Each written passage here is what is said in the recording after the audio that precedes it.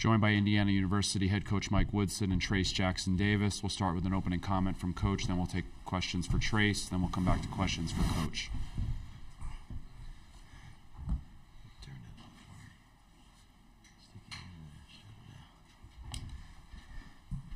First of all, I'd like to just congratulate Coach Shrewsbury and their team. They played extremely well, well coached. I thought early on, we got down and we had to fight to get back in it. At the end, we made a mad rush at it, but just didn't have enough to close it. So you got to give them credit. They played their asses off tonight. Penn State did. Questions for Trace. Start with Tom on the right side, then we'll go to Jay. Trace, I know last Sunday you mentioned you wanted one of these and one of those, so when you fall short today, how do you look at these last couple of days, and what does it mean, if anything, heading into next week? Obviously, you're upset, but at the same time, we still got the NCAA tournament. We're not sweating like we were in prior years, and we know that we're in. We're going to go back, fix what we did wrong in this game, and then focus on whoever we got to play after Selection Sunday. Left side, Jay. Trace, you guys obviously made a real frantic rush to kind of close the gap there in final minutes. Do you guys need to bring more of that intensity earlier in the game that you played with at the very end? Yeah, absolutely. I just think that we played lackadaisical in stretches throughout the game. We would make pushes, but then we would kind of relax, and they would start to step on us a little bit. But we need that intensity throughout the whole game, and we can't play scared. I thought overall we kind of played kind of tentative. We weren't shooting the ball when we should have been, and we just got to fix those things and just, yeah, basically that's it. Left-hand side, Julian. Trace, the toughest thing about sports is the finale of it, right here. Mm-hmm. The toughest thing about sports is the finale of it. And your Big Ten career is over. How do you want to be remembered, and how will you be remembered? Two-pronged question there. Obviously it's bittersweet, but I know that I've left everything that I've had out there on the court. And I think Indiana fans and fans in general that enjoy college basketball will appreciate that. But at the same time, you can't dwell on it too much because we still got some ball left to be played. And we're just going to see what happens in the future, and we still got to take it one game at a time. Middle of the room in the back, Jim. Trace, what can you guys take away today? Because the next loss will be your last loss in college. What can you take away today and learn to try to prevent that? I think that just our intensity. We just got to be more intense on the ball. I thought that late in the second half we had that, and if we would have had that during the whole game, I think it would have been a different outcome. But again, credit to Penn State. They played very well. They hit some tough shots, and sometimes the ball doesn't bounce your way. Left side, middle. Go ahead. Trace, they seem to be able to play high on ball screens and kind of take Jalen's mid-range away. How are they able to do that and also kind of take you away on rolls and other actions going to the basket? I just think that they did a really good job with pressuring the ball and getting out and touching. And then sometimes Vino shots off. It happens in the game. You're not going to hit every shot you take, but he was still getting them up, which I'm proud of. He has to be confident in himself. But at the same time, sometimes you miss some shots, and he's gonna dwell on it a little bit. I know he wanted to hit that last one, but at the end of the day, we got to wash it out, and we got to get ready for the next game. Far right side, Dan, then Bob, and then Jeff, and then we'll be done with Trace. Trace, you mentioned tentative play being an issue. How much of that was your guys, and how much of that was Penn State's defense?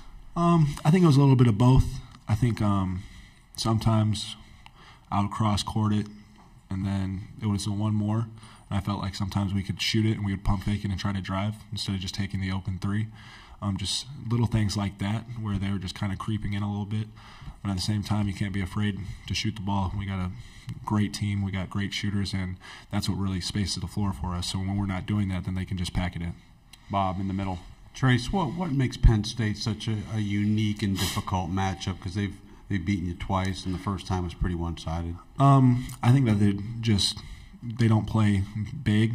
They can play small ball and really space the floor, and they got shooters from 1 through 5, and they play very physical for even when they do play small ball. And I think it really helps. They're good on rotations, and so that's a great team, and they executed their game plan very well.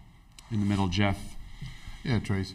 What do you feel are the most important things for this IU group to do really well to have a chance to make an NCAA tournament run? Just the biggest thing that we got to do is, first and foremost, listen to coach, execute our sets, execute our game plan, and just play as hard as we can when we step on the floor. Play for each other, and I think that's the biggest thing. When we play for each other, usually good things happen.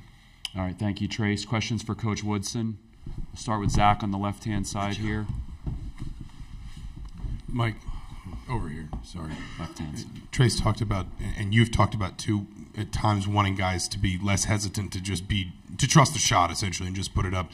As a coach, I recognize there's no magic bullet to this, but how do you get that? How do you get guys to just trust, to just sort of let it fly when the window is there and not hesitate and maybe lose that shooting window?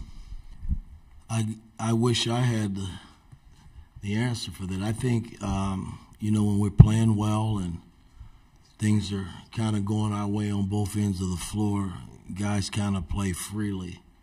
And I thought tonight we started the game out well. We came out and we touched them early. And then when they started to make shots, we kind of backed off. And it put so much pressure on us to make shots, which we had some good looks. But our perimeter play went 14 from 39, and that's not that good. So when we're winning, our perimeter play is making shots, and our bigs are making plays inside, and it's kind of lopsided a little bit today. In the middle, Jeff. Yeah, Coach. Your New York Knicks teams usually were pretty productive from three, and then the two games against Penn State, you guys were outscored 78-12 from three. Why do those margins happen? And perhaps more importantly, what do you want your teams to look like from three-point range moving forward? Well, again, when you got good looks, last year we were in the top 5 in the country and getting wide open threes, and we didn't make them. We had some good looks tonight. We just didn't make them. It's a part of the game. I don't try to put a lot or read a lot into it when we go through a stretch like this.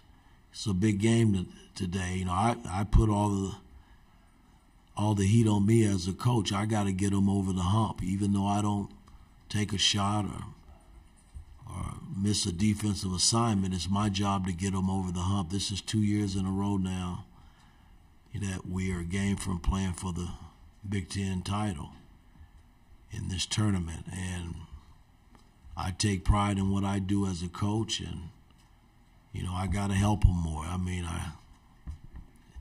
To see my seniors walk away, Trace and Miller and Race, and not be able to experience a Big Ten championship is kind of disappointing for me. Front row here, Kevin.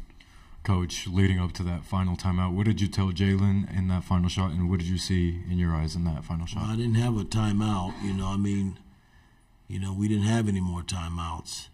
And I called him over, and, we tried to get a high ball screen, and I thought he had a good look. How he hit the same shot the other night against Maryland, and he had a good look at it, and he just didn't make it.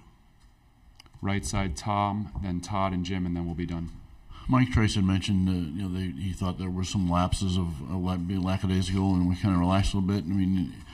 On this stage, in this place in the tournament, did that surprise you at all that you didn't get more of that for 40 minutes? Well, again, guys, if we could get a 40-minute ball game each and every time you step out, boy, it makes life a lot easier for you as a coach and as players playing. But, we didn't. I thought we stepped on the floor with great intentions early.